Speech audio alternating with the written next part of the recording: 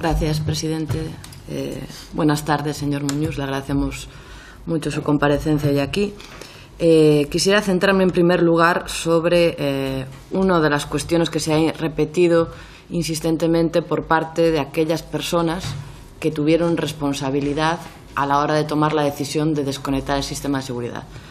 Casi todos ellos se han apoyado en que la motivación para la desconexión era por una cuestión de seguridad. Usted ha dejado entrever que realmente no era una cuestión de seguridad, ¿no? Que la motivación no era que estuviese en causa la seguridad, entiendo. Yo no entiendo, o sea, yo no sigo sin entender qué causa de la seguridad puede haber estado afectada por esa incidencia o por esos datos. Si no había ningún tipo de... O sea, si esto no afectaba de ninguna forma a la seguridad, ¿cuál puede ser entonces la motivación de la desconexión? ¿A qué podría afectar? No sé, o sea, al fin y al cabo es, como he dicho antes, la operación porque se retrasa, o sea, el tren se para, lo cual tiene que acelerar, lo cual ya es un retraso, y luego tiene que solo puede ir circulando a 100 km por hora en vez de 220. Eso es creo yo, el mayor impacto que tiene. Vale, por tanto no era una cuestión de seguridad, sino de retrasos. La semana pasada el señor Lanchares dijo en esta comisión que había un problema de saturación en el equipo embarcado, que se desconecta, o sea que uno de los problemas que daba era que estaba... Pero eso no era en esa línea, eso se daba en el 130, en otras líneas, que después de una gran cantidad de recorrido de kilómetros, por un defecto, por una no conformidad, se quedaba un buffer, se iba llenando y no se vaciaba, y entonces por razones de seguridad se iba a fallo el sistema. Vale, no era entonces aquí. No, porque eran, me parece, 250 kilómetros como mínimo, 300 kilómetros lo que tenía que recorrer el tren sin hacer un reset para que se diera ese caso. Le agradezco mucho que nos lo aclare, porque la verdad quedé un poco extrañada cuando esta cuestión no está en ningún documento, y la semana pasada nos dijo que era por esto, ¿no? La decisión de desconectar el sistema de seguridad se hizo en 24 horas y sin haber contado, entiendo, con su opinión, bueno, con la de su empresa, porque ustedes respondieron un mes más tarde, ¿no? Bueno, un mes más tarde explicamos la incidencia. La desconexión en sí, como he dicho antes, hay dos sistemas embarcados instalados y que se cambian manualmente. Es cosa que el maquinista puede hacer en cualquier momento, siempre que le digan usa uno u usa otro. Por lo tanto, Renfe y Adif no conocían la naturaleza del problema antes de que ustedes lo analizaran. Sí. Vale. Ustedes dieron una solución inmediata, ¿no? Para solventar el problema de forma temporal, para luego dar otra solución ya más a medio largo plazo, que era corregir el software, ¿no? Entiendo. Sí. En esa solución inmediata que ustedes plantearon, ¿se llevó a cabo? Según yo sé, no. No. ¿Planteaban ustedes pasar a menos velocidad, ¿no? ¿Se puede explicar exactamente qué es lo que planteaban? Esa era la mitigación, era, como acabo de decir, reducir la velocidad a 75 km por hora como máximo, y entonces no tener esa incidencia, esa pérdida de supervisión.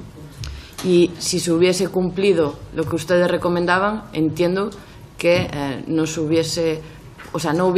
habría una reducción de la seguridad, porque la desconexión del sistema de seguridad, entiendo que suponía una reducción de la seguridad. No, bueno, son dos cosas diferentes. O sea, usando la mitigación, lo que pasa es que el sistema, el equipo embarcado sigue en el modo full supervision, que controla en todo momento la velocidad máxima y la distancia que puede recorrer, autoridad de movimiento, que se llama. Y eso hubiera podido seguir continuando al reducir esa velocidad. Pero claro, termina la línea RTMS, el punto de transición, parece que son 5 o 6 kilómetros antes del punto de accidente. O sea que solo es entre medias donde está esa supervisión. Y usted acaba de decir hace un momento que entregaron el software en octubre de 2012, ¿no? El software corregido. Sí, final de octubre del 2012 se entregó la corrección. Sí. El accidente se produce un año más tarde, en el 2013, en julio de 2013.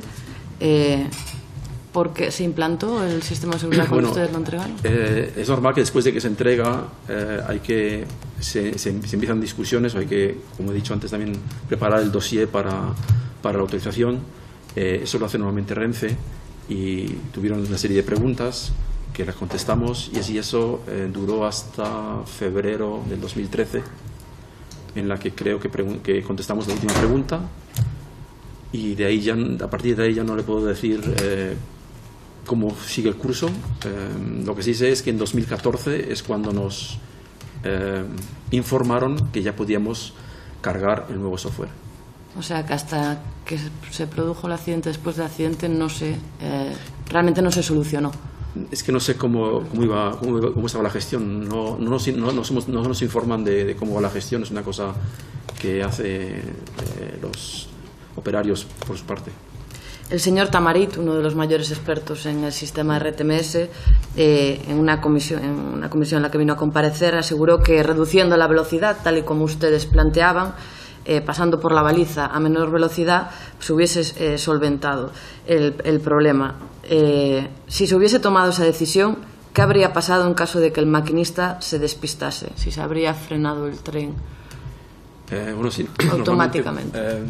Si hubiera estado en el sistema RTMS, al final de la zona RTMS, unos 5 kilómetros antes, se efectúa una transición a nivel ASFA, en el cual el maquinista tiene que reconocerlo, y si no lo reconoce, el tren frena o reduce la marcha.